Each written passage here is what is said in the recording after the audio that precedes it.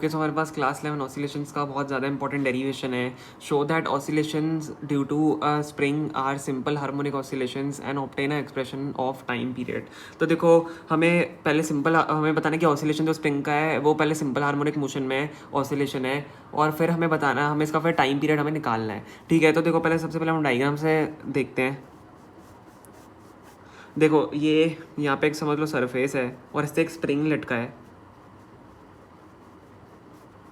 ठीक है, ये मान लो यहाँ पे स्प्रिंग है, ये मास, यहाँ पे एक ऑब्जेक्ट है जिसका मास m है. ठीक है, देखो इस पर नीचे एक फोर्स लग रहा है और इसका देखो स्प्रिंग का कांस्टेंट k होता है. ठीक है, और ऐसे ही हमारा देखो साइड वाला एक सरफेस पे एक स्प्रिंग है, या ये सरफेस है, यहाँ पे स्प्रिंग है, और इसी ऑब्जेक्ट बना हुआ है वही m मास वाला. ठीक है, और इसमें फोर्स यहाँ पे F लग रहा है और उसका स्प्रिंग कांस्टेंट K है. तो देखो, आप जब इसको प्रूव करोगे तो आपको ये डायग्राम दोनों बनाने पड़ेंगे. अब इसके बाद देखो, हमारा जो फोर्स होता है स्प्रिंग का वो क्या होता है, एक सेकेंड, एज हमारा जो फोर्स होता है स्प्रिंग पे वो क्या होता है, -kx. ठीक है, आपने पढ़ा ही होगा, फोर्स स्प्रिंग का जो फोर्स होता है वो -kx होता है. अब देखो फोर्स क्या होता है हमारा, मास इनटू एक्सीलरेशन ma. तो फोर्स की जगह हम ma पुट कर देंगे -kx, और यहाँ पे ब्रैकेट में आप लिख दो force is equal to ma. ठीक है, अब देखो यहाँ पे क्या होगा, आपका m हम यहाँ से नीचे भेज देते हैं. ठीक है, एक्सीलरेशन यहाँ से निकालते हैं -k/m(x). अब देखो, आपको यहाँ से कुछ कुछ नजर आ रहा होगा आपका. हमारी नेसेसरी कंडीशन ऑफ SHM क्या होती है, necessary condition of simple harmonic motion क्या होती है, a is equal to -ω²x. अब देखो, आपको यहाँ पे कुछ दिख रहा है, a is equal to -ω²x. हम इसको -ω² मान सकते हैं. तो देखो -ω² इसको मान लेते हैं. ठीक है, एक्सेलरेशन इज इक्वल टू, अब देखो -k/m हमारा ω² मान लेते हैं माइनस. ठीक है, और x हम यहाँ पे लिख देंगे ω² is equal to -k/m. Okay, तो देखो सॉरी, -ω² है, ω² भी चलेगा, ω² इज इक्वल टू k/m भी लिख सकते हो आप. ठीक है, तो ω² हमारा k/m है, तो यहाँ से हमारी ये नेसेसरी कंडीशन ऑफ SHM तो प्रूव हो गई.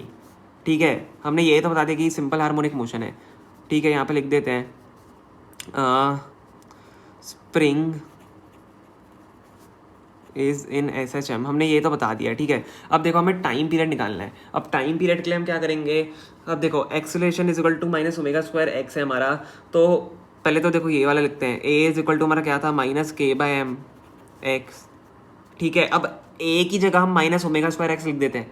ठीक है, a की जगह हम -ω²x लिख देते हैं. सो a की जगह हम -ω²x लिखें इज इक्वल टू -k/m(x). ठीक है, देखो ये तो हमने किया था नेसेसरी कंडीशन प्रूव करने के लिए स्प्रिंग की है, ये SHM है. अब यहाँ पे हम यहाँ से वापस स्टार्ट कर रहे हैं टाइम पीरियड प्रूव करने के लिए. ठीक है, टाइम पीरियड निकालने के लिए, sorry, a is equal to -k/m, तो a की जगह हमने -ω²x is equal to -k/m prove कर लिया. देखो यहाँ से x से x तो यहाँ पे आपका कैंसिल हो रहा है. ठीक है, और माइनस से माइनस भी आपको यहाँ पे कैंसिल हो रहा है.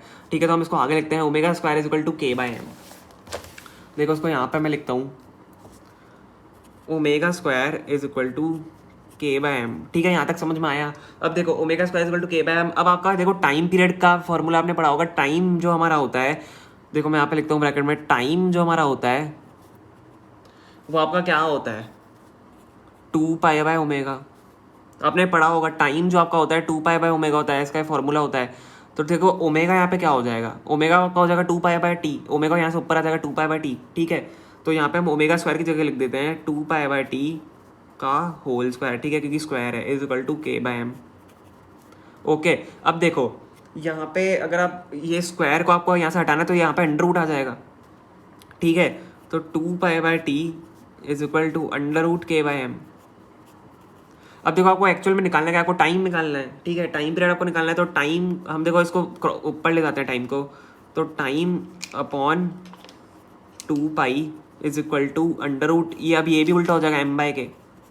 देखो मैं इसको ऐसे ले आया, m को यहाँ पे लेके चला गया, k को यहाँ पे लेके चला गया, इसको t हम t पे यहाँ पे ऊपर लेके आ गया, क्योंकि हमें t निकालना है. ठीक है, समझ में आ गया आपको, t अपॉन 2π हो जाएगा इज इक्वल टू √m/k. ठीक है, अब देखो t यहाँ से आपका क्या निकल के आ गया,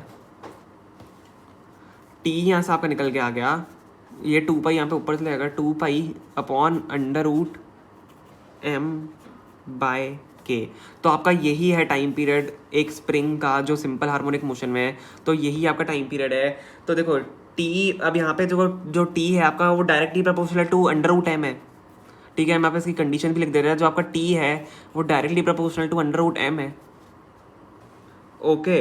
तो देखो इससे आपको पता चलता है कि अगर एम आपका बढ़ रहा है, अगर आपका मास बढ़ रहा है तो आपका टाइम भी बढ़ेगा, क्योंकि देखो डायरेक्टली प्रोपोर्शनल है, ठीक है।